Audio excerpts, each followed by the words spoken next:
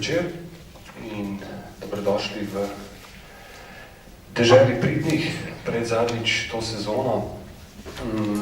Naslov nocojšnjega pogovora vam gotovo zveni znano, če ne drugega je, mislim, da natančno 2 meseca nazaj na današnji dan glasno odmeval po Ljubljani, Ni planeta B, in Taj in Lena sta moja nocojšnja gosta, to večer živega, s katerima bomo poskušali osvetliti nekatera vprašanja, ki so bila takrat ne samo načeta, jasno izražena in predvsem glasno povedana. Jasno pogovarjali se bomo o okolju, o okoljskih spremembah, o politiki, o ekonomiji, o kopici aspektov, ki v bistvu spremljajo to vrstno zavedanje in to vrstno preopraševanje našega skupnega prebivanja. In mogoče bi začel čist pri vprašanju, ki se tiče tega, se pravi našega skupnega zavedanja, da imamo problem. Ok, vemo, da obstajajo glasovi, ki pravijo, tega problema v resnici ni. In ti glasovi tudi niso toliko nepomembni, v končni fazi eden najglasnejših tovrstnih glasov je predsednik Združenih držav, ki izkoristi vsako priložnost, da nam pove, da problema v resnici nimamo in da je vse skupaj le farsa.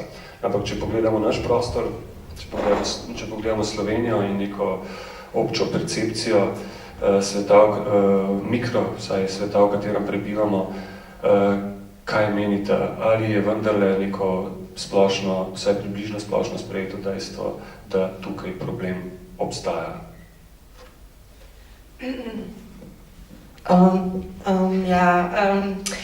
Vsekakor, kar se tiče podnebnih sprememb, v znanosti obstaja konsenz in to je nedvomno, tudi v Sloveniji in globalno znanstveniki, tako mehkejših kot tehničnih ved se strinjajo, da podnebne spremembe so, da obstajajo in da je pač treba nekaj narediti. Zdaj, kar se tiče pa politike, je pa mogoče malo drugačna slika v Sloveniji, kakor je v svetu. V Sloveniji se mi zdi, da vseeno v večji meri ne prihaja do tega, da bi zavračali podnebne spremembe, vseeno pa ostaja odprto vprašanje tega, kaj glede tega počnemo oziroma kaj glede tega naredimo. Tako da jaz ne bi rekla, da bi se ta ameriška slika lahko preslikala na Slovenijo, sigurno pa ne moramo pozabiti tega, kakšno veliko vlogo kot globalni akter predstavljajo Združene države Amerike in njihovo politično zanikanje tega, da se nekaj na področju podnebnih sprememb v bistvu začne dogajati. Mogoče se med klic vendarle tudi pri nas, relativno pred kratkim je dr. Branko Grims v parlamentu kazal tiste grafe, kjer je bilo pač jasno vidno, da problema ni in da se v resnici ne dogaja nič. Ampak ja. To je vsekakor res in tukaj mora biti najbrž kar iskrena, da v Mladih za podnebno pravičnost teh ljudi, tudi konec koncev volivcev te stranke, ki je bila relativna zmagovalka zadnjih parlamentarnih volitev, teh ljudi niti nismo začeli naslavljati, ampak po drugi strani se je pa treba zavedati, da mogoče v slovenskem kontekstu, kot je Lena že povedala, saj v medijski krajini mi nimamo nekih konstantnih prispevkov, ki bi zanikali podnebne spremembe ali pa zanikali človeško odgovornost za nastanek podnebnih sprememb. Po drugi strani pa lahko se vzpostavlja nek nov način zanikanja podnebnih sprememb, ki je vse prisoten in tudi v slovenskem prostoru izredno močen. In to so, ne vem, kakšen je slovenski prevod za to, ampak lahko jim rečemo kar climate delayers. To so pa v bistvu tudi neke levo-liberalne sredinske stranke, kjer pa načeloma na tej deklarativni ravni oni pravijo, da podnebne spremembe so in tudi sprejemajo dejstvo, da jih povzroča človek, ampak po drugi strani imamo pa poročila, ki so izredno jasna, od zadnjega posebnega poročila IPCC-ja o globalnem segrevanju za 1,5 stopinje Celzija. Nedavno nazaj je prišlo tudi poročilo o upadanju biotske raznovrstnosti na našem planetu in ta poročila so izredno jasna. Pravijo, da imamo izredno malo časa, posebno poročilo IPCC-ja pravi, da imamo 12 let, ukrepati je treba zdaj. In v bistvu to področje, s katerim se pri zanikanju borimo danes in tu v Sloveniji, je to, da politična garnitura ni pripravljena narediti dovolj. Konstantno se sprejemajo neki kompromisi, nihče pa noče narediti vse, kar je potrebno. No? Tako da mogoče ta boj je tu v tem času za nas celo pomembnejši. Vsekakor je pa dejstvo to, da sploh v nekem kombinaciji kapitalskih interesov lahko najdejo tudi te desne politične opcije nekega zaveznika, kjer potencialno lahko pride do katastrofičnih posledic. Ne, vse je jasno, ne, da ne gre izključno za politiko, vsaj ne za politiko v tem ožjem strankokratskem pomenu besede, ampak ja, pač omenil si kapitalske interese in jasno polje ekonomije in tudi nek protiargument resnejšim radikalnim posegom je mnogokrat tudi ta, pač, da niso ekonomsko vzdržni, da preprosto bi cel sistem morali prej drugače do te mere, da tega ne bi preživel. Govorim tudi o ekonomskem, družbenem sistemu v končni fazi. Skratka, v resnici, ko govorimo o okolju in o stvareh, ki bi bilo treba narediti v zvezi s tem problemom, ki, kot pravite, vendarle generalno vemo, da ga imamo, segajo onkraj zgolj in samo okoljskih ukrepov, da tako rečem. Kaj v bistvu vse vključuje to, kar vidva vidita kot možno rešitev? Katere vidike, katere aspekte, katere elemente? Ja, začel si s temi nekimi ekonomskimi zadevami, kjer, ne vem, lahko bi rekli, da se vse ostavi pri denarju, ampak tukaj mislim, da imamo dva pogleda. Eden je ta, da pogosto, ko slišimo ta argument, da denarja ni ali pa da se nekaj ne da, da bi mogli popolnoma predrugačiti naša življenja, ker tega denarja nimamo oziroma bi postali nekonkurenčni in podobne zadeve.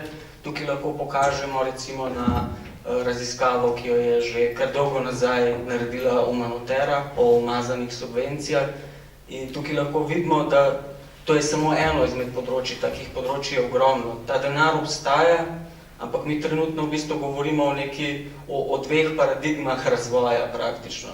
Na eni strani neke konzervativne, zastareli pogledi, ki v bistvu okolje vidijo kot oziroma ohranjanje okolje vidijo kot nek dodaten strošek za svojo produkcijo, in na drugi strani imamo pa neke progresivnejše ideje, tudi nek progresivnejši ekonomski razvoj. In zakaj sem omenil te umazane subvencije? Zaradi tega, ker ravno na področju energetike danes Slovenija daje več denarja za umazano energijo, kot pa recimo za razvoj obnovljivih virov energije. Torej, težko drži vodo ta argument, da denarja nimamo in da bi mogli popolnoma spremeniti celotno konstelacijo za to, da bi kaj naredili. V bistvu že mehni koraki z mehnimi koraki lahko dosežemo marsikaj. Sem omenil si koncept razvoja pa koncept napredka. Se mi zdi, da tukaj pa v bistvu trčimo v neko vprašanje, ki pa je pa sploh zelo temeljno, zelo načelno, in tudi težko, verjetno za vsakogar izmed nas. Se mi zdi, da nas ta situacija v bistvu sili v to, da samo idejo napredka, ki je ena temeljnih idej družbe, v katero smo bili rojeni in v kateri že celo svoje življenje živimo, da to idejo, če že ne postavimo pod vprašanje, da je vsaj tako, kot si rekel, ja, nekako naredimo še bolj progresivna. Konzervativna ideja napredka se sicer sliši kot manjši oksimoron, ampak se mislim, da vemo, o čem govorimo. V bistvu, kako potem takem misliti ta koncept razvoja, koncept napredka, ki seveda ga ne moramo misliti na enak način, kot smo ga mislili ne samo pred 200 leti v času industrijske revolucije, ampak tudi pred očitno 20 leti. Jaz mislim, da na tem področju je treba v bistvu začeti odgovarjati na dolgoročno vprašanje. In če sam dodam temu, kar je Taj prej govoril, v bistvu se pogovarjamo o spremembi sistema oziroma o tem, da denarja ni vedno kakor da je črno in belo, se pravi ali takšen sistem, kakršen je pač naprej, ali popolno predrugačenje sistema. Kar dolgoročno gledano sigurno mogoče je nekaj, k čemur stremimo tudi v smislu napredka, predvsem pa v smislu dojemanja rasti, ampak mislim, da smo zdaj na tej točki, vsaj v naši državi, oziroma v zahodnem svetu, na tej točki, kjer je treba konkretne stvari spreminjati pravočasno in mislim, da preprosto znotraj te neke sive cone med trenutnim sistemom oziroma trenutnim sistemom, kjer pač je denar gonilo tega napredka in nekim potencialnim sistemom prihodnosti, kjer se mogoče mal odstranimo pogled z tega ideala gospodarske rasti in začnemo razmišljati o drugih vrednotah, ki bi mogle definirati prihodnost. Ja, tudi pri sami koncepciji razvoja se v bistvu instantno zaletimo v to, kako jo merimo, ne? In pač danes razvoj merimo z rastjo BDP-ja, kar nam v tem kontekstu, v katerem se danes pogovarjamo, ne pove prav veliko, ne? Oxfam je naredil analizo, kjer smo lahko videli, kako se v bistvu vedno več bogatstva kopiči v rokah vedno manjšega števila ljudi, po drugi strani revni postajajo še revnejši. In torej, pač treba je to vprašanje zvesti na to, kaj sploh za nas danes razvoj pomeni, ker več kot očitno, ko pokažemo na to, da to, čemur danes pravimo razvoj, ni razvoj za neko kakovost življenja ljudi, ki živimo v tem sistemu, ampak v bistvu za neke, kot smo prej rekli, lahko, če se vulgarno izrazimo, kapitalske interese in rast, ki je sama sebi namen, potem mogoče lahko dobimo neko drugo sliko, ne? Drugi problem pri tem je pa ta, da danes, če pogledamo neko globalno sliko, v bistvu tam, kjer vidimo ta razvoj, je ta razvoj neizpodbitno povezan tudi z onesnaževanjem okolja, uničevanjem narave in podobno, ne? In to je tisto, se mi zdi, kritično vprašanje, ki ga moramo nasloviti. Koliko pa, mislim, mi tukaj, ki se pogovarjamo in ki smo tukaj prisotni, smo vendarle kakorkoli obrnemo del privilegiranega sveta v vseh pogledih, še vedno in ekonomsko gledano nam gre, če potegnemo črto dobro in ja, tudi kar se okolja tiče, živimo v državi, ki je pač vendarle pri vrhu po večini kazalcev in tako naprej. Kako v bistvu zdaj to skrb sploh misliti na globalni ravni, če upoštevamo dejstvo, da jaz v svojem srednje dolgem življenju prvi podatek, ki se ga spomnim, ko mi je bilo povedano, koliko ljudi živi na svetu, je bil 4 milijarde. Se pravi, to je moral biti tam nekje v prvi polovici 80-ih, ko mi je nekdo prvič razodel to dejstvo, mogoče je že takrat mičkam zamujal, ampak kakorkoli obračamo. Se pravi, ta eksplozija, ta nora eksponentna rast, tukaj v bistvu te razlike, ki si jih omenil, postavlja še v nek čist drug, res težko obvladljiv kontekst. Kaj lahko sploh zdaj iz tega prostora privilegiranih storimo za globalno? Ja, mogoče bi se za začetek v tem kontekstu lahko vrnil tudi na prejšnje vprašanje, ne? Iz kje izvira ta naša rast, ta naš razvoj, ne? V bistvu mnogoteri vidiki pač našega razvoja so neizpodbitno vezani na ekstrahiranje naravnih virov v Afriki, v Aziji in podobno, ne? Tako da mogoče je to že tisti začetek, kjer lahko omogočimo bolj pravičen razvoj ostalim, je to, da prenehamo z globalnim oziroma nekim neokolonializmom, bi lahko temu celo rekli, ne? Po drugi strani je pa to tudi temeljno vprašanje tega, kar je v našem imenu, se pravi podnebne pravičnosti. In to je mogoče ena stvar, ki je tudi pri samem naslavljanju in reševanju podnebne krize in okoljske krize na splošno pomembno je to, da mi smo se že lahko razvili na krilih fosilnih goriv, na krilih tudi eksploatiranja drugih narodov. Po drugi strani zdaj v nekih državah v razvoju teh privilegijev nimajo. V bistvu, ne vem, za Indijo lahko povemo, da okoli 1/3 ljudi še vedno nima sploh rednega dostopa do energije, še toliko več, skoraj polovica ljudi živi v energetski revščini, torej nima, bi lahko rekli temu, no, da prevelik del svojih stroškov morajo nameniti za to, da sploh imajo energijo, da imajo ogrevana stanovanja, če jih imajo in podobno. Ne. Tukaj pač na globalni ravni neki mehanizmov že obstaja, ampak je treba izpostaviti to, da na celotni črti fejljajo. No. Mislim, obstaja podnebni sklad, v katerega do zdaj ni bilo niti 10% predvidenih sredstev vloženih. Ne. Torej, mi v bistvu nismo prevzeli te odgovornosti. Deklarativno smo se to načeloma v sklopu Pariškega sporazuma dogovorili, ampak ko pride do nekih konkretnih ukrepov, v bistvu ne naredimo ničesar. ZDA je zdaj odstopila od tega, denarja več ne daje, tako da mi ne omogočamo tega prehoda in razvoja drugim državam. No, razlike med to načelnostjo pa realno efektivnostjo bi gotovo še kaj pregovoril malo kasneje, ampak zdaj ja, omenil si ime Mladi za podnebno pravičnost. Ne? Se že v tem imenu po svoje se skriva odgovor na moje vprašanje, namreč ali sploh lahko mislimo okoljske spremembe, ne da bi hkrati mislili tudi družbene spremembe, ne da bi se hkrati tudi glede družbenih odnosov začeli obnašati in razmišljati drugače. Ja, sigurno ne, zaradi tega, ker Mladi za podnebno pravičnost prav zato zagovarjajo podnebno pravičnost, ker če začnemo ukrepati pravočasno, se lahko to ukrepanje zgodi na pravičen način in v primeru pa, da ostanemo pri besedah, na kakšnem nivoju smo zdaj, se bomo pa slej ko prej mogli ukvarjati z drugačnimi socialnimi vprašanji. Tako da v vsakem primeru je podnebje, okolje in okoljska kriza vedno tudi vprašanje družbe in predvsem vprašanje družbe, ker konec koncev tu ne gre za neko magično reševanje planeta, ampak gre pravzaprav za reševanje nas, ljudi na tem planetu.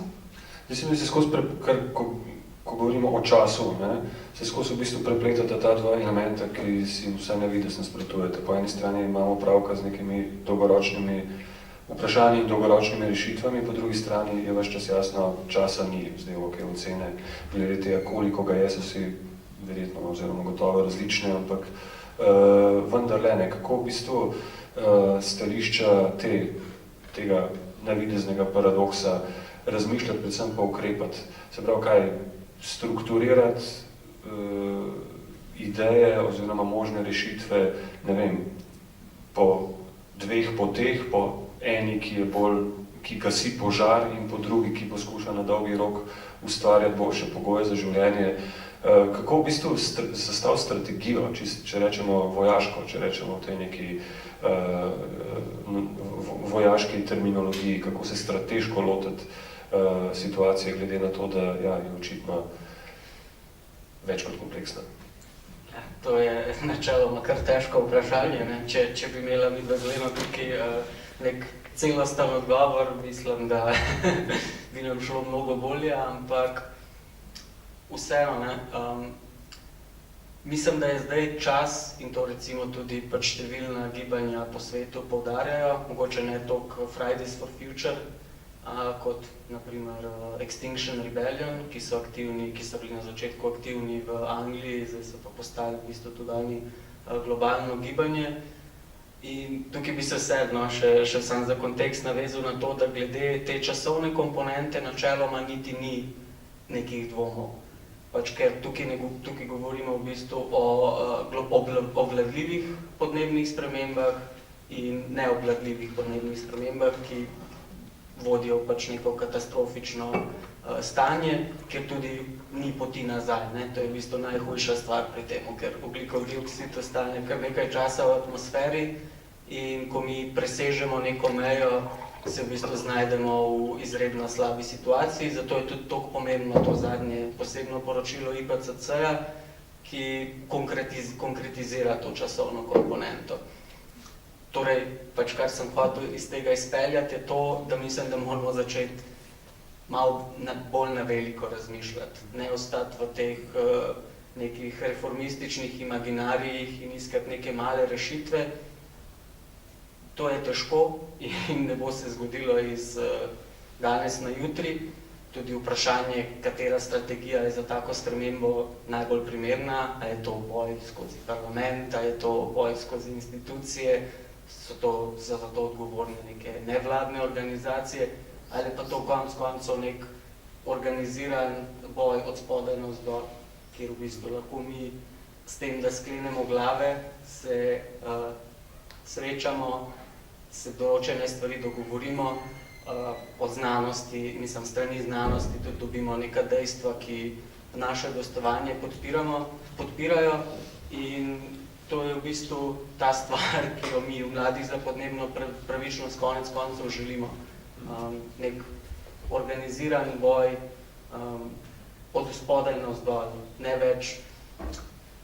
Torej, časa ni več za to, da bi se nekako po parlamentu na 4 leta prerekali, iskali neke kratkoročne, majhne rešitve, kompromise, ker konec konca je tudi kapital, ki ima svoje interese in država je strani tega do neke mere tudi ugrabljena. To razmerje med nekim načelnim strinjanjem in potem udejanjanjem v praksi.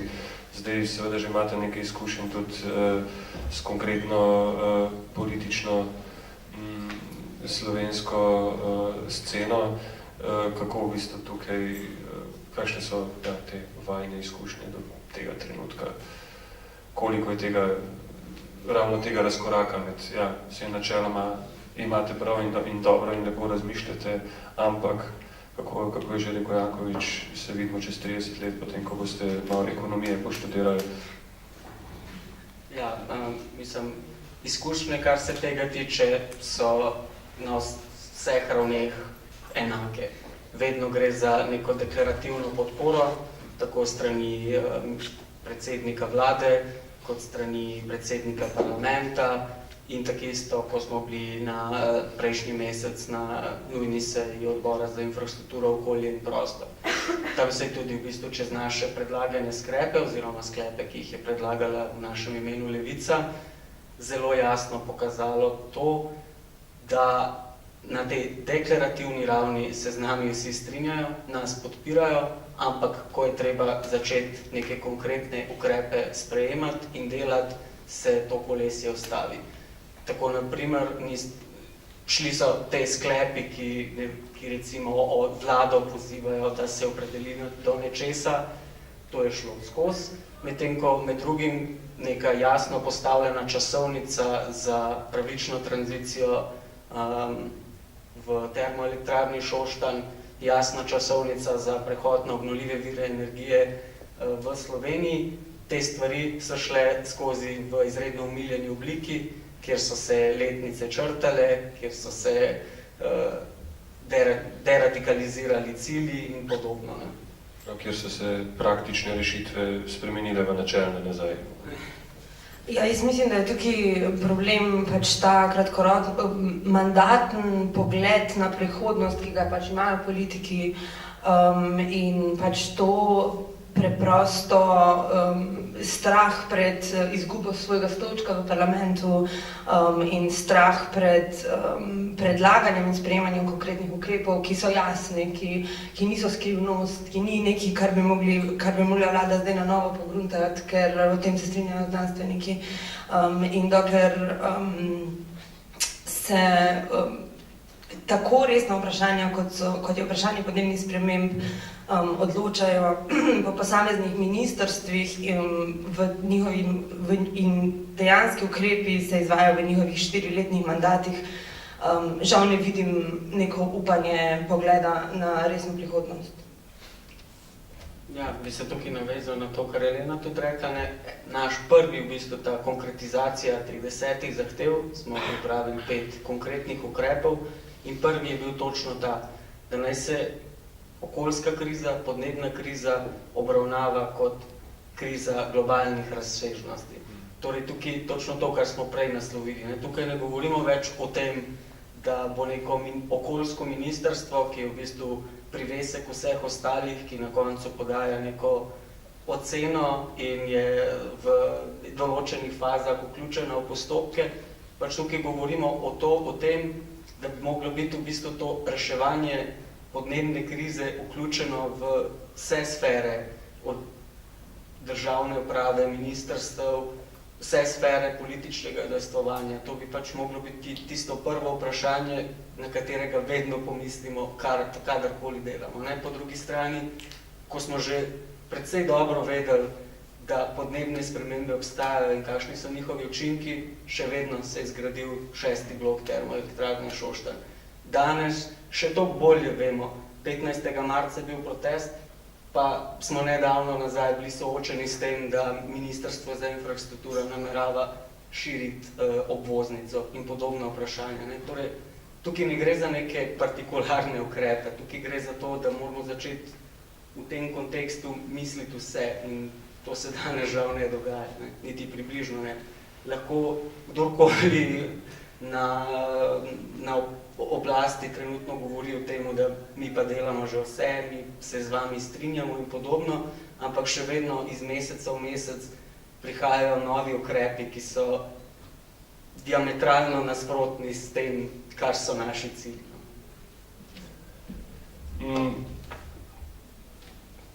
Ok, če pa zdaj mogoče preidemo na vsaj na videz čist drug nivo celotnega problema oziroma vprašanja, teme. Na drugi ravni imamo pa pač nas, ne? Državljane, državljanke, ljudi, ki pač živimo svoje življenje in ki vendarle pač sledimo tem temam, jih spremljamo in posledično, ja, tudi spreminjamo svoje življenje. Se mi zdi, da kar se te neke obče ozaveščenosti tiče, vsaj v našem prostoru, da tukaj do določenih sprememb zagotovo prihaja. In potem se pa začnejo pojavljati različni fenomeni, ki se mi zdijo pa zelo zanimivi, predvsem zaradi tega, ker imajo tudi en element, kako ne rečem, modnega. Naprimer, tak fenomen je zero waste, ne? Ali pa pač recycle, reuse in tako naprej. Že samo dejstvo, da naštevam angleške izraze, nekaj pove o tem, da gre za nek trend, ki je pač prišel tudi k nam, ki prihaja k nam. In kadar, jaz bom tako rekel, kadar neke stvari, ki se mi zdijo pozitivne in dobre, kadar se pojavijo kot modna reč, nikoli ne vem, kaj bi si o tem mislil. Oziroma, zmeri sem nekako razdvojen. Se pravi, po eni strani gre za neke ideje, ki se mi zdijo absolutno pozitivne, po drugi strani se pa sprašujem, kaj je v ozadju in seveda kolikšen je njihov življenjski časovni domet. Ne vem, kako mogoče ti, ko se predvsej ukvarjaš ravno s fenomenom zero waste in s tem načinom življenja, kako v bistvu ti to ocenjuješ? Kot prvo moram poudariti to, da samo z individualno spremembo oziroma samo s spremembo posameznikovega načina življenja za to pač ni več časa. Ne? Tako kot če zdaj na vseh nivojih politike, gospodarstva in posameznikovega spreminjanja pač učinka podnebnih sprememb preprosto ni več mogoče spremeniti. Ampak hkrati jaz mislim, da je to vseeno nek tak pozitiven pogled iz vidika prvič zaradi tega, ker menim, da smo preprosto tako daleč prišli na tej točki, ne samo podnebnih sprememb, ampak na splošno okoljskih vprašanj, ki niso samo podnebne spremembe. Gotovo že kaj, In na tem področju mislim, da je prav, da se preprosto pač dela na vseh nivojih.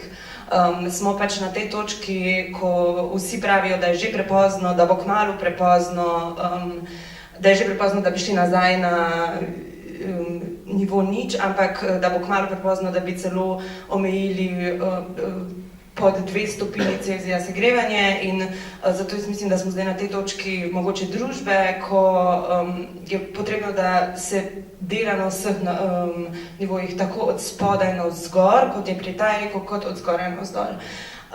Ampak hkrati je to postalo žal neko izkoriščanje posameznikovih želj potem, da naredi tudi sam nekaj, kaj lahko pač ti sam narediš. Je to postalo izkoriščanje teh nekih globalnih verig, kapitalizma nasplošno, firm, ki s greenwashingom pač izkoriščajo ozaveščenost posameznika in brez prave izobrazbe o tem, kaj dejansko počnem, ko skušam sam nekaj narediti, v bistvu lahko hkrati narediš še slabše. Ne? Tako da je tudi pri posameznikovem, pri individualni ravni treba biti zelo previden. Mislim pa, da niso samo trendi, no? Da to, kar se kaže v javnosti ali pa v družbi, je vedno nek odraz tega, kaj se pač dejansko dogaja v svetu. In če ne drugega, lahko te trende, ki so se zdaj začeli pojavljati, pa niso tako novi, če ne drugega so nek odgovor družbe, da so pripravljeni na spremembe. Ne bi pa rekla, da je vse v rokah posameznika, niti približno ni in niti približno ne more biti. Jaz bi v bistvu mogoče dodal samo to, da pač jaz recimo osebno kot nek pozitiven vidik pač tega individualnega ukrepanja od načina prehranskih navad, načina nekih potrošniških navad in podobno, je do neke mere gre za dobro stvar, ker v bistvu bi lahko rekli temu, da to vzpostavlja neko novo normalnost, v bistvu, ne vem, s tem, ko sam nekaj tazga narediš, v bistvu do neke mere navadiš tudi druge, ampak po drugi strani pa, ne vem, živimo nekako izredno individualiziranem svetu, kjer v bistvu neka skupnost nima več nobenega pomena in mislim, da se to slika tudi v tej preveliki osredotočenosti zgor na individualno, ne. In tu bi jaz sicer rekel, da gre za neko lažno dihotomijo med tem individualnim in kolektivnim delovanjem, ker načeloma, zdaj tukaj je veliko debat o tem, ne, s čem naredimo več, ali s tem, da se organiziramo in skupaj pritiskamo na odločevalce, ali ne vem, gremo v neko skupno tožbo, ali ne vem, se poslužujemo nekih bolj radikalnih pristopov, kot je na primer civilna nepokorščina, ampak po drugi strani ne gre za to ali ono, ne. V bistvu lahko se poslužujemo obeh načinov hkrati, ne. Je pa pri tem individualnem problem, da v bistvu to, mogoče tudi zaradi te individualizacije posameznika, to tisto, kar pride v ospredje. To konstantno mediji poudarjajo in potem problem lahko rata, če to postane tista meja, to je tista zadnja stvar, edina stvar, ki jo naredimo. Potem v bistvu na tej točki smo lahko izredno kritični do teh individualnih pristopov. Ne gre pa za to, da seveda so tudi te rešitev. Sam še tole bi dodala, no, ko govorim o tem, da je treba res na vseh nivojih delati korake naprej oziroma razmišljati zeleno, govorim tudi iz vidika tega, da v primeru, da tega ne počnemo, potem samo prelagam odgovornost na drugega in tako kot zdaj v bistvu skuša mogoče nekdo, ki ima kapitalsko, gospodarsko ali pa politično moč v rokah preložiti to odgovornost na posameznika in reči, ne, vi ste tisti, ki morate nekaj narediti, ne jaz. Hkrati v bistvu tudi posameznik po mojem mnenju ne sme prelagati odgovornosti na drugega, kolikor lahko sam nekaj naredi. In v bistvu mogoče tu je malo odprto vprašanje, ampak tudi jaz, ko sem raziskovala Zero Waste, je pri posameznikih, ki se s tem ukvarjajo, ali je to Zero Waste, ali je to veganstvo, ali kakorkoli, je to vedno za njih tudi politično vprašanje. Nikoli ni to samo stvar življenjskega načina, življenjskega stila ali pa nekega trenda, ampak nekako samo na tak način znam moč vzeti nazaj v svoje roke in samo na tak način se znam upreti sistemu. Ampak in hkrati vsak od teh posameznikov, s katerimi sem jaz imela stik, poudarjajo to, da pač se more v infrastrukturi in v sistemu pač nekaj spremeniti, da ti kot posameznik v resnici nimaš takšne moči, da bi lahko naredil tisti nek družbeni korak naprej. Ja, če lahko mogoče sam dodal še to, ne toliko v ospredje postavljeno tudi neko razredno komponento te etične potrošnje, ne? Ker vseeno tukaj govorimo o nekih ponavadi artiklih, ki zamenjajo preostale artikle, ki so dražji. Tudi če niso dražji, govorimo o neki časovni komponenti, govorimo o tem, sploh ko to preslikamo, ne vem, na področje transporta, na področje prehrane, na vsa ostala področja, ko tukaj potem se postaviš v to pozicijo racionalnega posameznika, večino ljudi, ki danes biva v Sloveniji, nima toliko časa, da bi se individualno on sam oziroma ona ukvarjala z vsakim problemom posebej. In v bistvu je velik problem pri tem točno to, da zdaj mi v bistvu vse odločitve prelagamo na posameznika, konec koncev porabimo v bistvu neke strukturne spremembe, ker ne bo vprašanje, ali ti na policah lahko vzameš okoljsko sporen artikel ali ne. Te izbire ne bo več.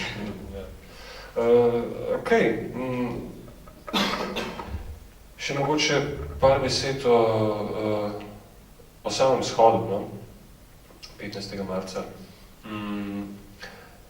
Zadnjič, ko smo se dobili, oziroma sva se dobila skupaj z Izotala, ki je bila sicer napovedana, pa je danes zbolela, tako da je Elena zelo prijazno in predvsem hitro stopila v njene čevlje, neizmerno hvala za to.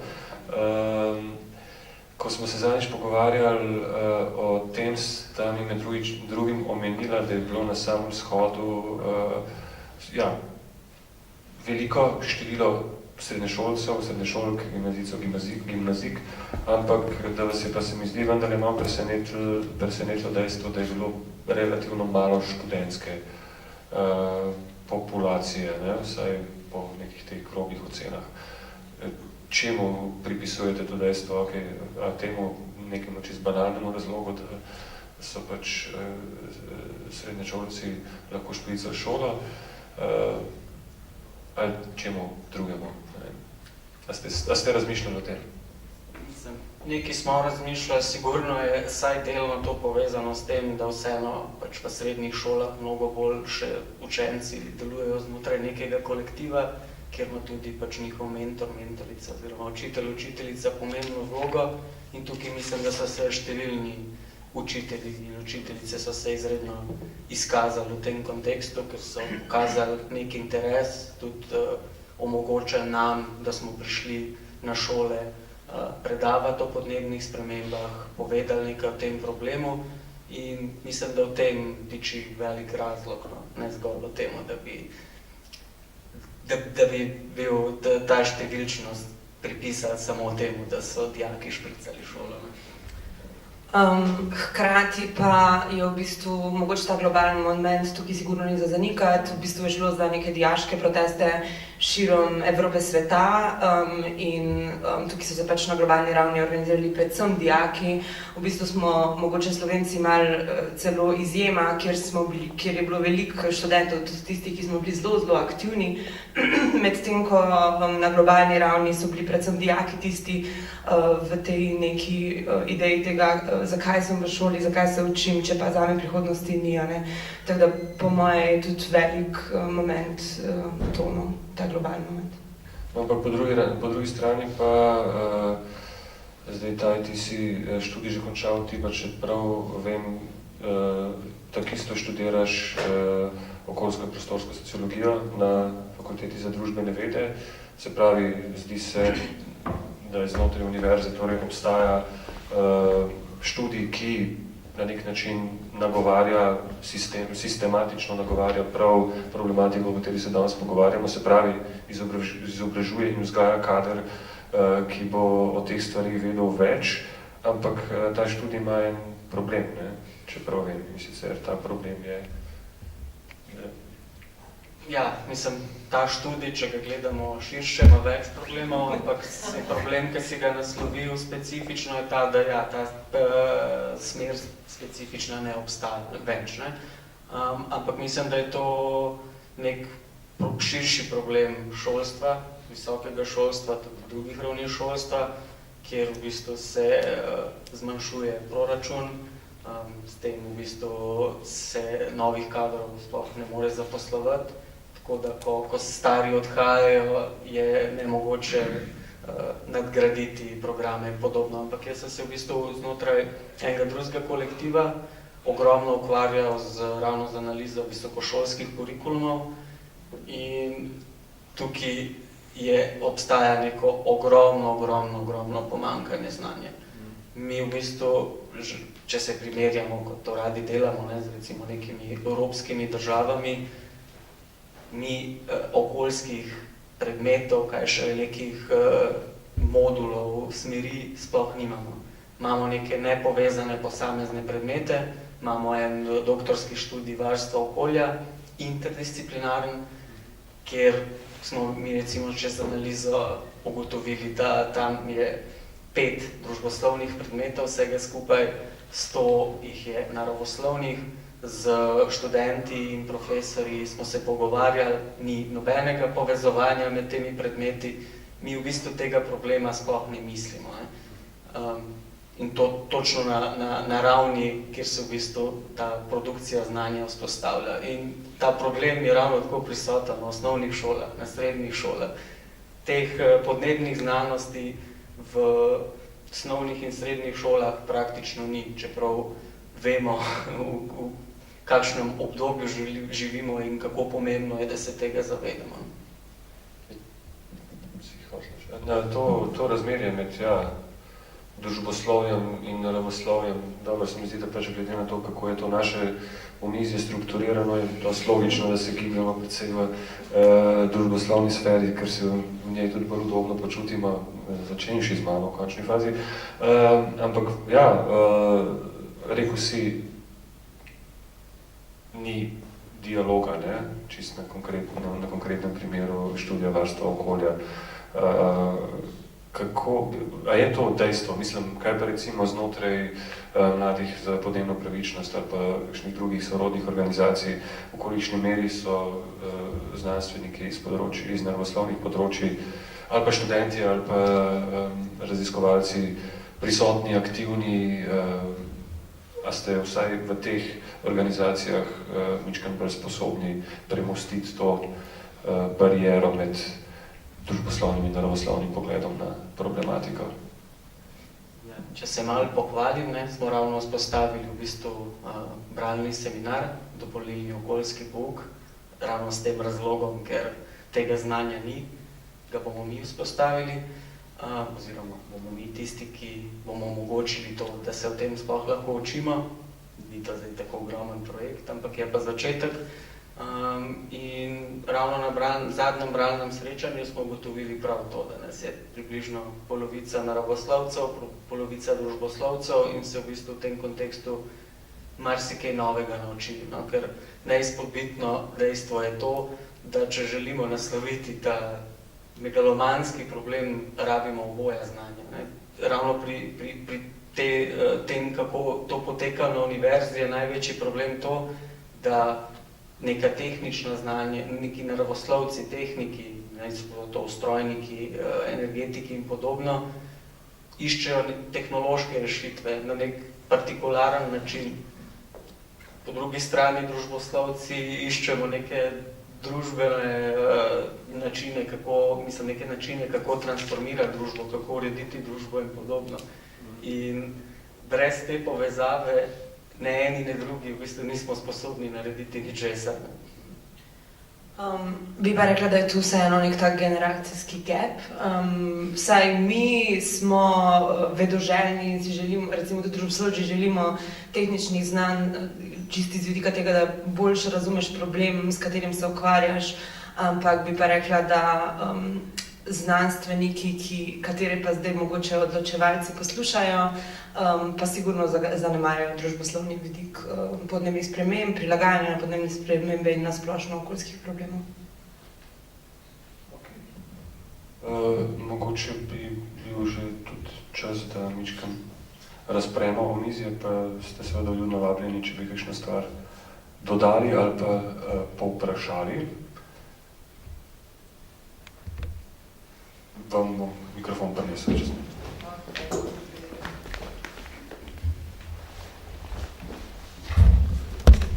Hvala, jaz sem Marjana, se že kar dolgo časa s temi stvarmi ukvarjam in me zelo veseli, da danes o tem govorimo in kako govorimo.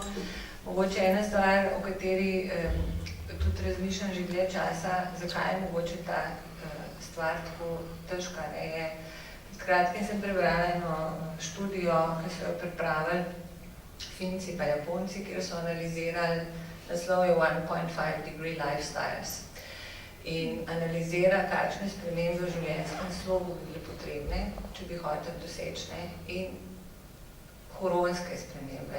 Finc povprečen bi mogel zmanjšati do leta 2050, v 4 kategorijah so spremljali svoj odtis za 80%, do 85%. In jaz mislim, da je to en velik del problema, tako pač čisti iz osebnega, prej smo govorili, da mi smo še vedno privilegirani, in da je fino malo porecikliraš, pa malo s kolesom, pa malo tako, ampak dejansko pa ta, rekla, obseg tega spremembe, ki ga bomo mogli narediti z lepa ali z grda, je toliko velik, da mislim, da to za določene ljudi, ali pa za vse nas na nek način je tudi zastrašujoče, ker smo pač še dosti sebični in mislim, da je tukaj ena zelo velika zagata, kjer pol prihaja tudi do tega, da en na drugega prilagamo odgovornost in da zato v bistvu smo v tej situaciji in dlje, ki smo težje. In se mi zdi, da to so ene stvari, ki so seveda povezane in s tem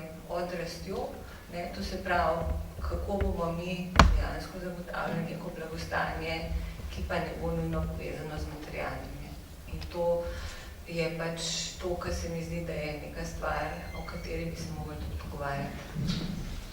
Ja, absolutno. Ali lahko sam se, da me, mogoče bi tukaj sam izpostavil eno tako tezo meni zelo ljubega novinarja in okoljskega aktivista Monbiota.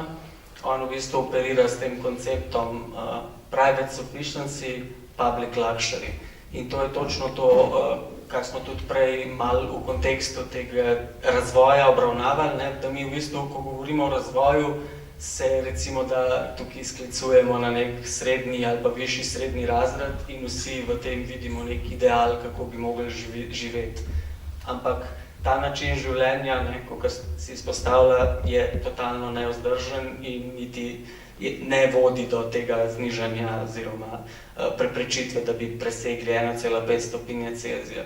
Torej moramo začeti ta imaginarij širiti in misliti o načinih življenja, ki nam pa še vsem omogočajo neko dostojno življenje, ampak kjer v bistvu ne skrbi vsak zgolj zase, ampak te neke dobrobiti in kakovost življenja iščemo v skupnem. Tukaj se mi zdi, da to so pa ta težja vprašanja, ki so družbena vprašanja in ki tudi terjajo neke precej velike posege v to, kako danes mislimo družbo. Hkrati pa se mi zdi, da ste zelo dobro izpostavili to, da v bistvu ne smemo pozabiti na to, da podnebne spremembe so že in se bodo potencirale v vsakem primeru, tudi če zdaj na vse predvege skušamo to preprečiti in se bo treba na njih prilagoditi, a ne. In mogoče sicer ta ve več o prilagajanju na podnebne spremembe, ampak sigurno si v prvi vrsti moramo nehati zatiskati oči in si moramo s tem spopasti. In glih o tem govori v bistvu podnebna pravičnost, ne? Da če se pravočasno lotimo rešitev, lotimo prilagajanja, potem ne bo nastradal najnižji sloj ali razred kakorkoli, zato ker pač elita v vsakem primeru ne bo trpela in relativno, ampak zato je treba začeti ukrepati zdaj, ne, in se tudi pripraviti na to, da se bo pač potrebno prilagoditi.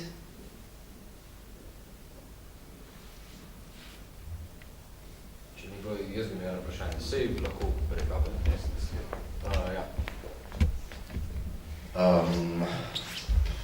Mogoče najprej za začetek samo to, čisto eno tako konkretno vprašanje. Kdo so vaši mladi za okoljsko pravičnost ali pa več združenj, v katerih mogoče sta oba, ker ne vem natanko, sogovorniki na državnem nivoju, kdo je pokazal doslej največ interesa v smislu državnih inštitucij ali pa inštitucij, kot so, ne vem, gospodarska, kmetijska zbornica, ki so neke komunikacijske institucije med zasebnim pa javnim sektorjem, ali tako če rečem, oziroma, a je sploh kdo pokazal interes nek resen, v katerem se nekaj razvija v dialogu z vami, v komunikaciji z vami, ali pa seveda s kakšno drugo okoljsko organizacijo?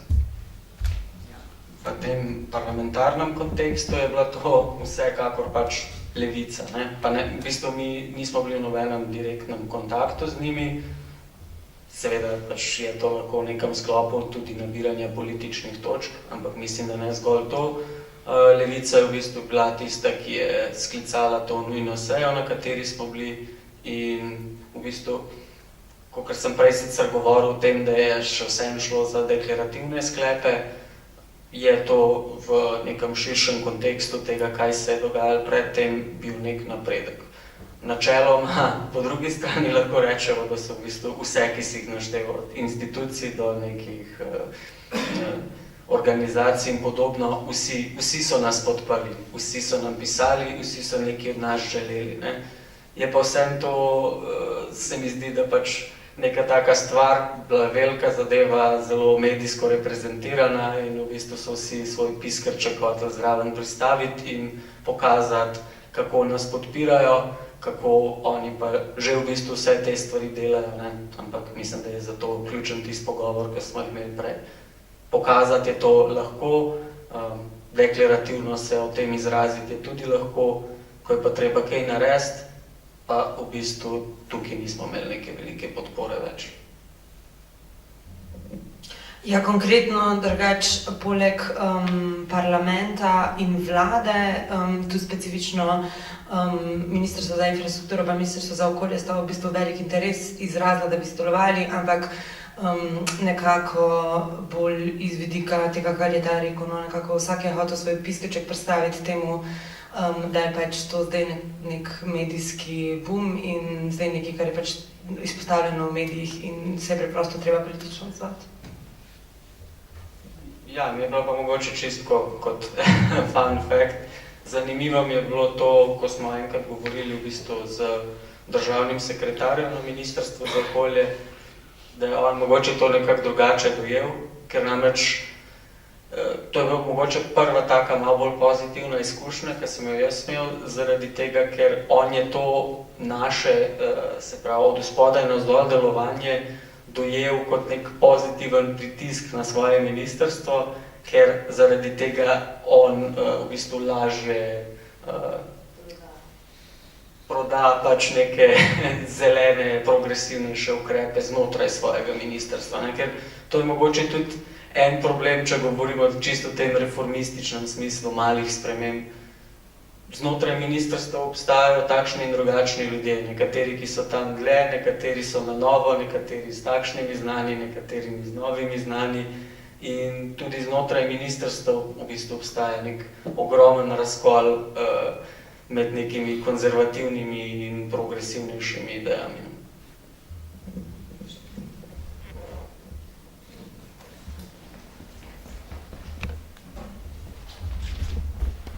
Jaz sem pač nekaj časa nazaj brala eno zanimivo knjigo že, pa sem se sam hotela dotakniti oziroma vprašati tudi za vaše mnenje o zadevi glede pač rasti populacije, zaradi tega, ker populacija je definitivno en velik problem, se mi zdi, da tudi glede okolja, glede na to, da se je 7 milijard. In v bistvu je tako, ne vem, zanimiv koncept se mi zdi v smislu, da se ves čas sta ti dve strani. Pač imamo revne oziroma te, ki nimajo za hrano, in imamo ta drug sloj, ki se pa lahko privošči.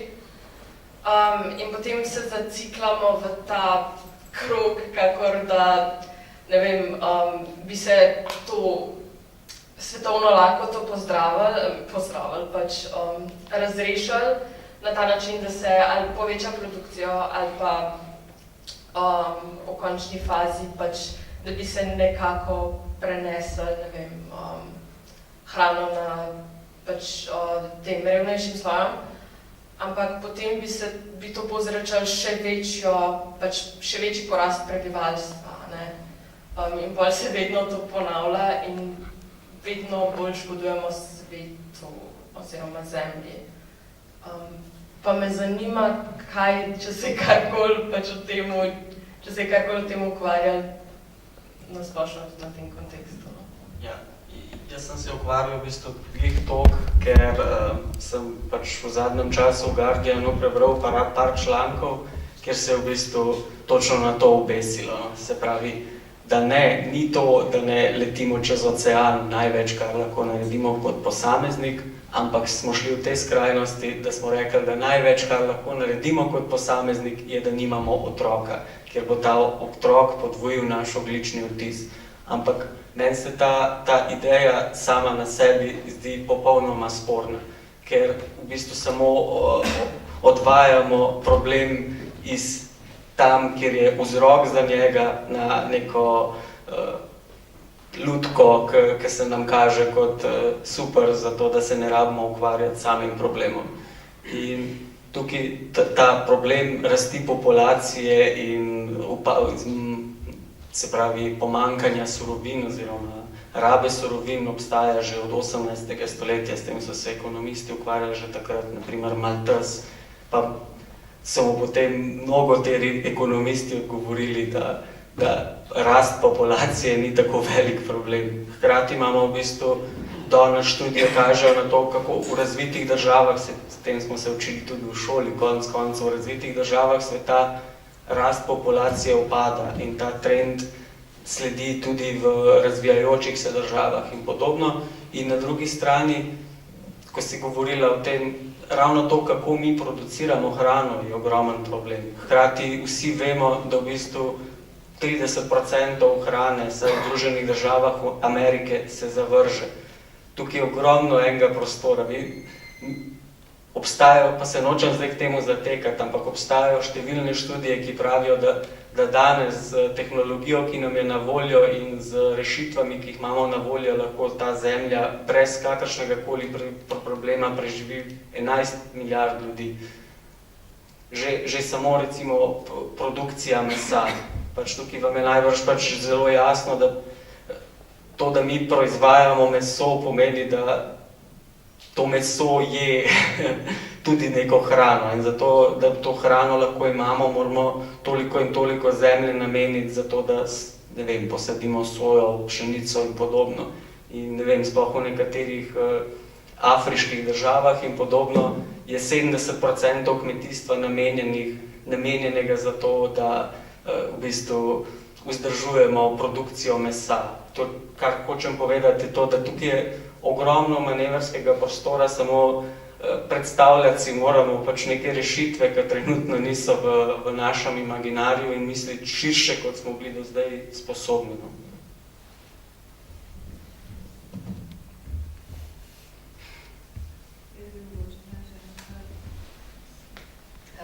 Meni se zdi tudi to, no, ta vidik, ne, da mi pač konzumiramo, glizda je bilo, to se pravi, če bi toliko kot povprečen Evropejc poje vsega, to se pravi vseh surovin, bi rabili 2,8 planeta. Ne. Globalno povprečje 1,7. Že to pokaže, da populacija ni problem, da problem je, koliko se porabi surovin na glavo prebivalca, ne, če smo tako.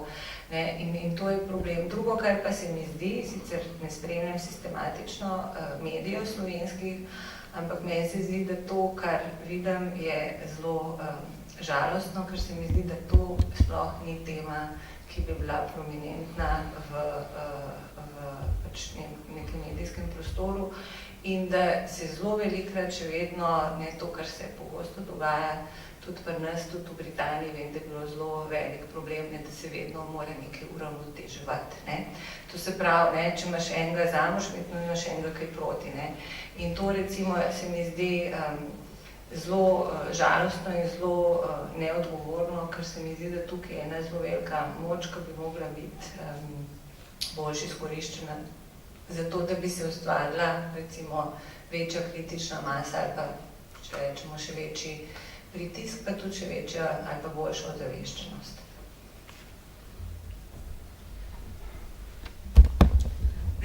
Jaz absolutno strinjam, no, mediji ful veliko vlogo igrajo pred tem, kaj pride ven v javnost in katere so tiste teme, s katerimi se ukvarjamo. Ampak mogoče, če se sam vrnem še malo na to, kar ste se prej pogovarjali, ali pa če malo razširim, rekli ste, da Evropa poje za 2,8 planeta, Amerika po drugi strani za 4,5.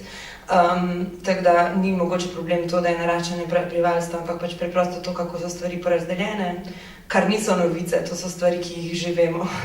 Kako so stvari porazdeljene, kako je porazdeljeno bogatstvo, kje je produkcija in koga podpira konec koncev Kitajska, na katero z veseljem kažemo s prstom, da je največji onesnaževalec, za koga ona proizvaja, kdo je tisti, ki je potrošnik teh proizvodov.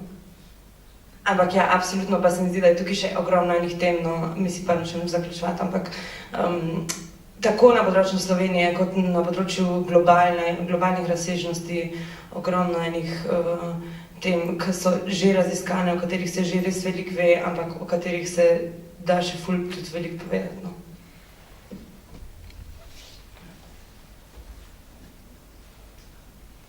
Hvala lepa.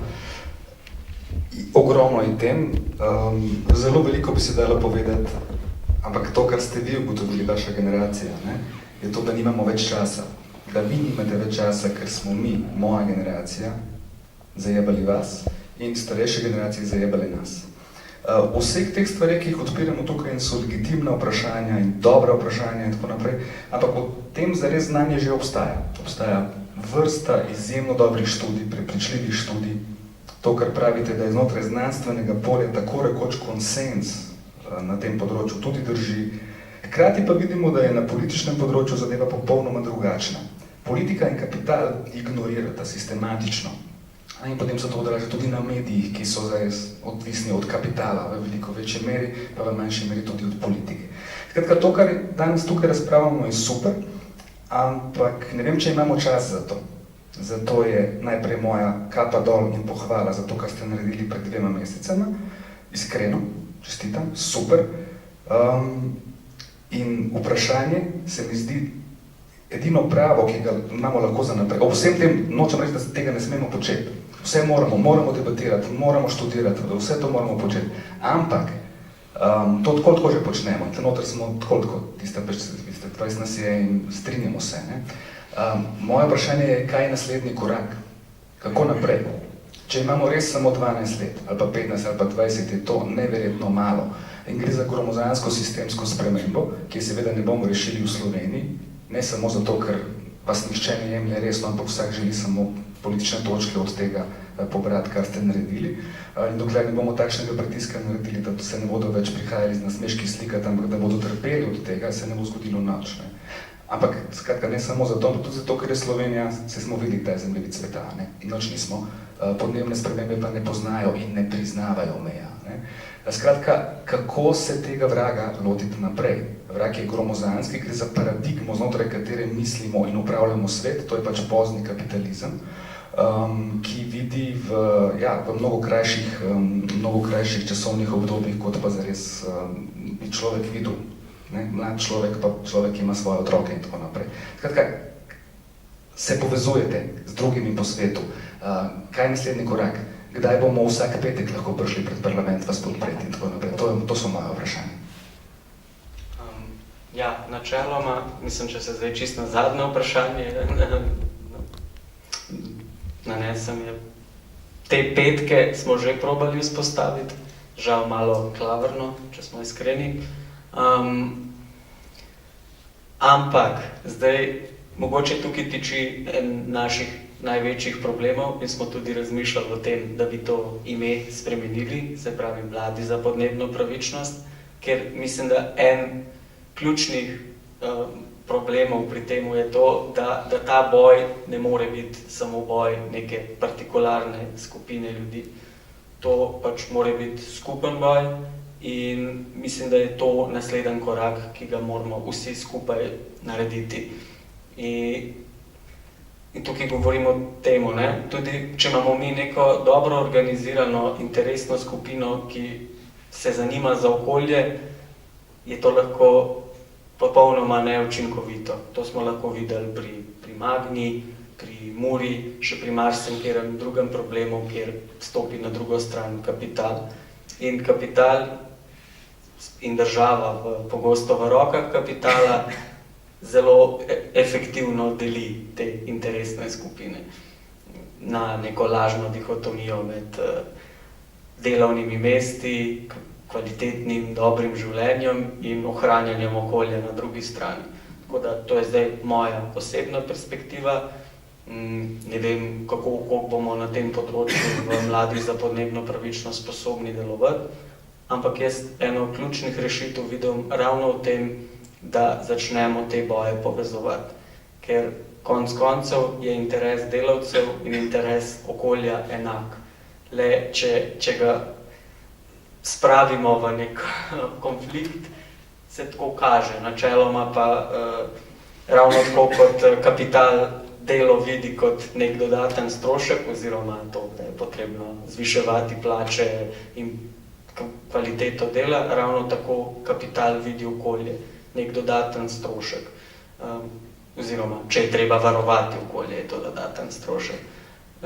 In v tem kontekstu se mi zdi, da je treba te boje čim širše začeti povezovati in iskati tudi nek pozitiven plan, pozitivno vizijo te spremembe.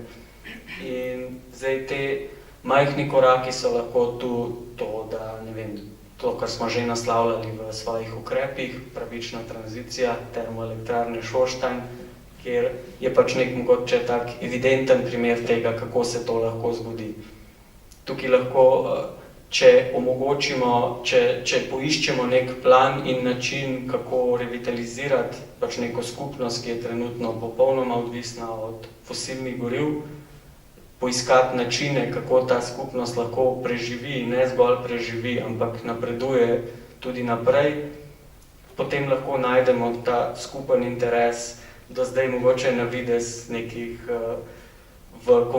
skupin, ki so na videz v konfliktu. No? Tako da meni osebno se zdi, da moramo začeti pač širiti ta boj, ga ne v bistvu izolirati v ali zgolj boj mladih, ali zgolj boj za okolje, gre za pač nek širši boj. No?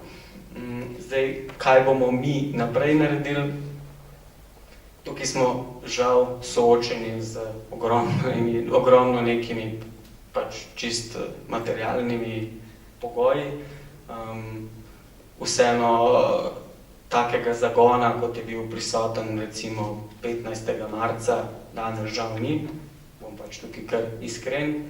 Imamo tudi mogoče v slovenskem okolju, je to bil nekakšen fenomen, ker nismo šli iz tega, da je bilo pred parlamentom ena oseba, pa potem 2, 3, 4, 5, da se je bilo v bistvu instantno v enem mesecu, koliko časa je bilo to organizirano, 9000, po Sloveniji 12. In se bomo potrudili na novo zgraditi nek momentum, ampak imamo s tem nekoliko težav. Ja, težko vprašanje, ampak jaz bi rekla, najprej na splošno meni se zdi, da se eni generaciji nad nami, pa še trem nad nami malo še živ, malo kamen odvali od srca, ko se zgodili podnebni protesti, zato ker so končno rekli, ok, končno nekdo, ki se je začel s tem ukvarjati, o čemer vsi razmišljamo, česar se vsi, upam, večina zaveda, da je pač treba končno nekaj narediti, ne? Ampak to po drugi strani ni fair, ne? Odgovornost smo prevalili na mlade. Mi smo zdaj mogoče na nivoju tega, kjer bi mogli biti 20 let nazaj, če bi dejansko hoteli kaj spremeniti.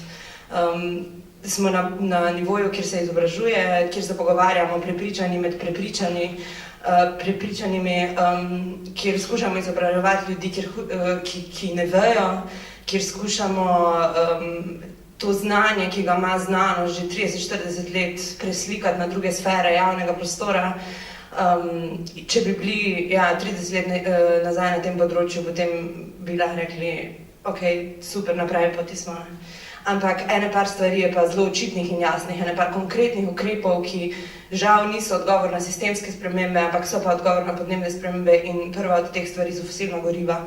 To ni vprašanje, pač vsi v krogu boja proti podnebnim spremembam se zavedajo, da so fosilna goriva tista, kjer mogoče ne najlažje, ampak vseeno proti vsemu ostalemu najlažje, če se pač to črta, bomo dejansko naredili ogromen korak. In kar se pa tiče odgovora na te sistemske spremembe poznega kapitalizma, na katerega si želim, da bi imela odgovor, pa pač žal lahko odgovorim sam s tem, da vsaka skupnost pač naredi tisto, kar lahko naredi, ne? In Slovenija konkretno lahko postavi časovnico za zaprtje termoelektrarne 6.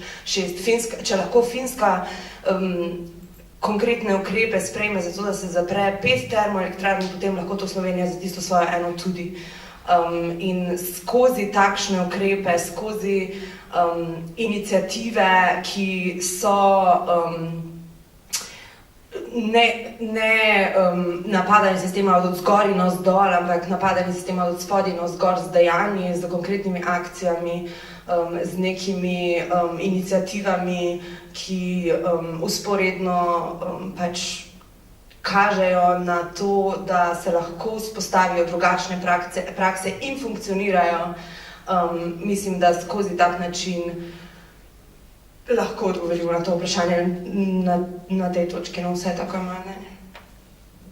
Samo mogoče bi se na hitro še na to majhnost Slovenije, ki ste izpostavili navezu, ker to je v bistvu neka stvar, ki jo pogosto slišimo kot argument, zakaj pa bi v bistvu karkoli naredili, saj Slovenija je toliko majhna, da v bistvu v tem globalnem kontekstu nima nobenega vpliva. Ja, vem, zato sem se v bistvu navezal, ker to pa je vse, ne vem, na televiziji smo, ko so bila razna soočenja, bili večkrat s tem vprašanjem soočeni.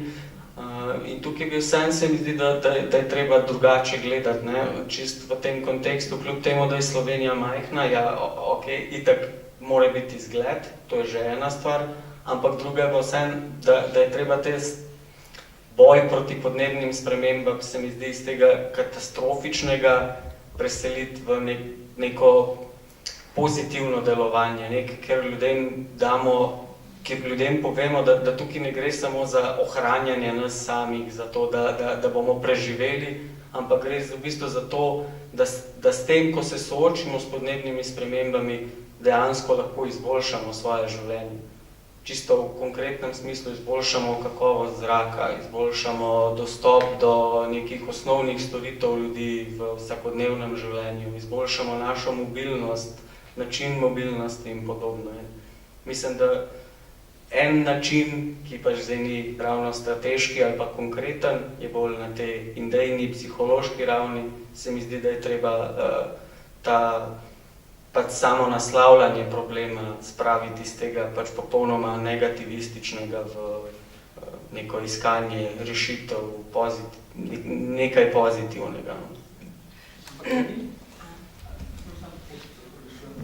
Res nočem zafrkavati in res želim vse najboljše in tako naprej, ampak se bojim, da je to prekleto podobno točno tistemu vladajočemu diskurzu, ki nam z mediji znova pravi, pa sej ni tako hudo, pa sej imamo ministrstvo, pa sej investiramo nekaj, pa tako naprej. V bistvu pa vidimo, in se strinjam, seveda vsem je jasno, ker berejo karkoli, da so fosilna goriva problem. Ampak ne pozabiti, kako je nastal TEŠ6, zares, kako dolgo vlečemo to od začetka sumljivo in smrdljivo investicijo in kako je bil tukaj popoln politični konsens. Edino stranka omenjena Levica je na drugem bregu. Vsi ostali se tukaj okrog strinjajo in zelo rad bi videl oziroma bi si rad zamislil, kakšen pritisk si bomo zmislili, da bomo to zaprli. In če pustimo zdaj, nisem hotel reči, Slovenija je mala, zato ni treba nič narediti, ampak sem hotel reči, ker je Slovenija tako mala, se moramo povezovati in skupaj kaj narediti. In če se ozremo k še zmeraj najmočnejši naciji, in tako naprej, že omenjen predsednika, ni samo en čudak, je grozen čudak in bebo in še kaj, po mojem tudi bolan človek, ampak trenutno še zmeraj najmočnejša nacija na svetu, ne samo oziroma zanika podnebne spremembe na uradni ravni, ampak je ne samo, da je zablokirala vse mednarodne iniciative okoljske in jih načrtno bojkotira in ustavlja, ampak je ogromne resurse investira nazaj ne samo v nafto, ampak v premog. V tem trenutku se na stotine TEŠ6 gradi v Združenih državah Amerike. In če res drži, da imamo še 12 let, ne samo, da ne napredujemo dovolj hitro, mi gremo za gromozanskimi koraki nazaj. Zato sem prej hotel reči, da te dileme, pri katerimi smo, niso več intelektualne dileme, mi vemo, ampak da gre za politični spopad. Gre za politični spopad, ki smo jo včasih ga označevali z metaforo 1% proti 99%, pa nas je potem Oxfam pred 2-3 leti zbudil, ki je pokazal s podatki, da to ni več metafora. Skratka, zares 1% ljudi parazitira na tem, da uničujemo že vaše generacije, kaj šele generacije mojih otrok in vaših, ki boste imeli. Skratka, dilema ni intelektualna, dilema ni več znanstvena, že dolgo, dilema je politična. Se pravi, kar je pred vsemi nami, tukaj se strinjam z vami, seveda ne gre samo za mlade in tako naprej. In ja, seveda je velik optimizem bil, ko smo rekli, če mi nismo, kaj šele oni, ki so zares stari, mogoče bodo mladi, mogoče je to nek potencial in tako naprej. Ampak vsi skupaj moramo najti bolj učinkovita politična orodja za ta boj, ker tukaj gre za boj. In v enem segmentu seveda bodo pomagali bolj privlačno pakiranje tega, kako bomo to artikulirali, da bomo dobili zaveznike in tako. Ampak v bistvu gre za brutalen boj. Ko bomo tukaj začeli biti uspešni, bo to začelo majati temelje sistema in potem bo sistem šele zares udaril. Pa se ne bodo več slikali z vami, pa s tistimi, ki delajo, ampak potem bo začelo leteti. Skratka, moj razmislek, ne vem, če se motim, ampak jaz sem malo pesimističen, ampak jaz mislim, da je tukaj pred nami brutalen politični boj. In to je boj za obstanek. Tako da moramo preprosto biti pragmatični in začeti izumljati orodja in orožja v tem boju in strinjam se z vami, povezovati po vseh možnih frontah in ta boj nadaljevati. Zato je bilo moje vprašanje banalno, konkretno, praktično, kaj je nek naslednji korak. Ker se spomnim osebno, jaz se spomnim, ko sem bil dijak 80-ih let, ko smo prvič v Jugoslaviji imeli podnebne proteste in tako naprej. Ta zgodba ni čisto nova in tako. Skratka, se opravičujem.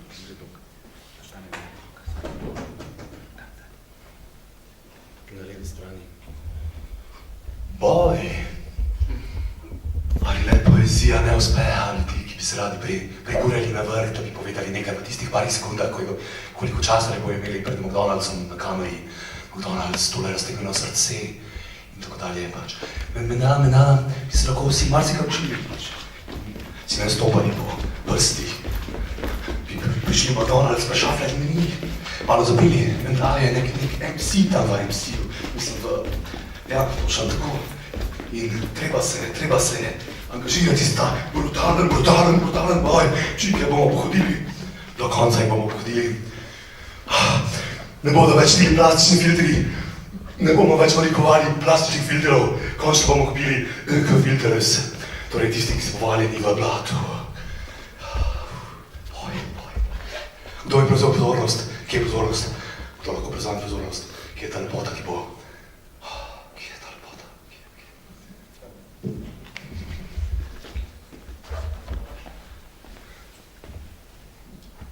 Dobar večer, moje ime je Slavica, jaz sem podnebna aktivistka že 20 let, ko sem začela, sem bila v vaših čevljih, sem bila študentka.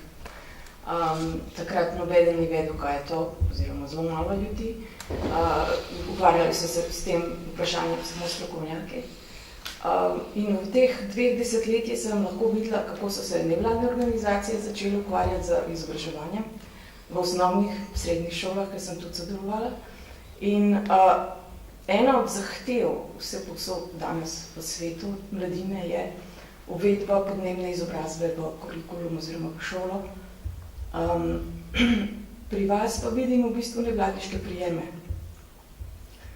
Zanima me, kaj mislite o tem, zakaj ne zahtevate od države, da uvede podnebno izobrazbo v šole.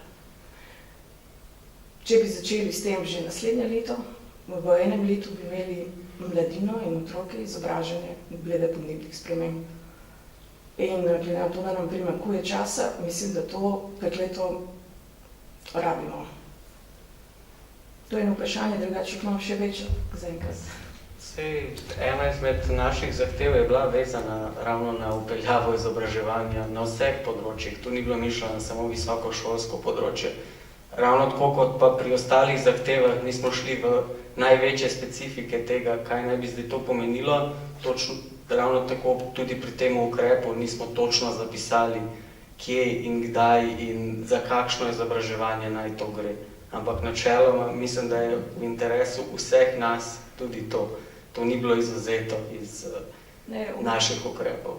Vedeli ste, ampak lotili ste se po nevladniško. Ne prepričujete strokovno javnost, da se loti tega.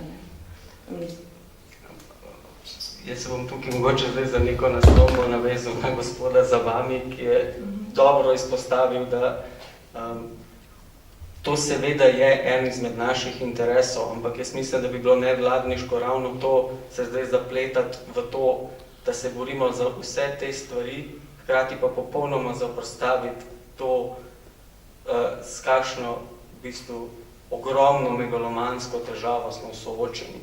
In tukaj je treba delati pač poleg vseh teh stvari, ki ste jih omenjali, je treba pač delati točno na temu, na gradnji pač nekega gibanja, ki pač dejansko lahko vrši pritiske na odločevalce, da bodo te sprejeli oziroma sprejeli ali ne vem v kakšni konstelaciji potem dejansko sploh govorimo, ampak tukaj ta boj more postati radikalnejši. No? Ampak to sem se prej hotel navezati še na vas, da tukaj žal mi teh ljudi, ki bi tak boj dejansko bili, teh ljudi še ni.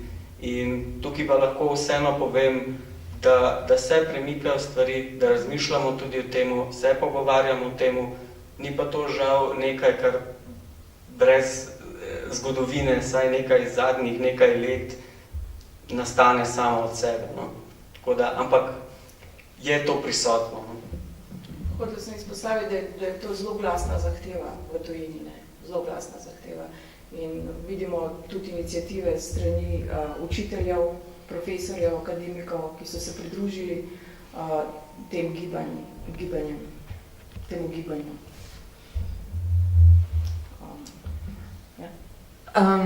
Jaz bi sam na to, kar ste prej rekli, ljudje izobraževanja, tako je rekel, ta konkretne zahteve so bile rečene, sem pač niso bile upoštevane. Hkrati konkretni ukrep zaprtja največjega problema fosilnih goriv, konkretni ukrep zaprtja Teša 6 s časovnico je bil predlagan, pa ni bil sprejet. Tako da jaz v bistvu se strinjam z vami in hvala za ta komentar. Pač treba je iskati različne oblike orodij za politični boj, ki preprosto ne... Po mojem mnenju ni v obliki tega, da sedimo za okroglo mizo izredne seje odbora, kjer so pač vsi naši konkretni ukrepi odpisani oziroma pospravljeni pod mizo, ampak pač na drugačen načine. In če potem, ko se je zgodil največji moment v okoljskem aktivizmu v Sloveniji, se pravi po 15. marcu, če na izredni seji odbora za okolje, za infrastrukturo, okolje in prostor ni mogla biti sprejeta neka časovnica oziroma nek konkreten ukrep za zaprtje termoelektrarne 6, potem si ne predstavljam, kako bi bil sprejet ukrep, ki bi predlagal, da naslednje leto uvedemo obvezno izobraževanje o podnebnih spremembah v šolstvo, pa ne pravim, da to ni pomembno, absolutno je to pomembno, ampak to je nekje na nivoju tega, da potem bomo čez 40 let imeli ljudi, ki bodo izobraženi, ki bojo na političnem nivoju sprejemali pravilne odločitve, čez 40 let pa mislim, da se morajo politične odločitve začeti sprejemati zdaj, oziroma da je treba ta politični boj pač ampak nadaljevati, bojevati zdaj. Bi dodala še ene, torej gre za sinergijo različnih orodij, od spodaj navzgor, politični boj in tako naprej, se moramo na vseh ravneh boriti, da dosežemo neke cilje. Meni se zdi, da če se ne gre za neko veliko znanost, če otrok to razume, je rekla Greta, halo. Tako da v enem letu je lahko izobražena glede podnebnih sprememb vse generacije v osnovnih in srednjih šolah in ko boste naslednjič čez eno leto delali kakšne proteste, bo ne 9 v Ljubljani, ampak 20,000 v mladih, mogoče še več. To je moj point. Jaz bi mogoče predlagal, da ta misel se v bistvu lepo navezuje na tisto, kar je bilo prej rečeno za Leševe strani, češ ponavljati vsak petek pred parlament, če že ne vsak petek, pa vsaj vsako leto in od 9 na 20 in kakorkoli že smo s časom, verjetno je to še vedno tek na dolge proge. Kar se pa časa našega pogovora tiče, pa bi ga mogoče na tej točki zaključil, pa ga predstavil gor v mičkan manj formalno okolje, če se strinjate. Vse.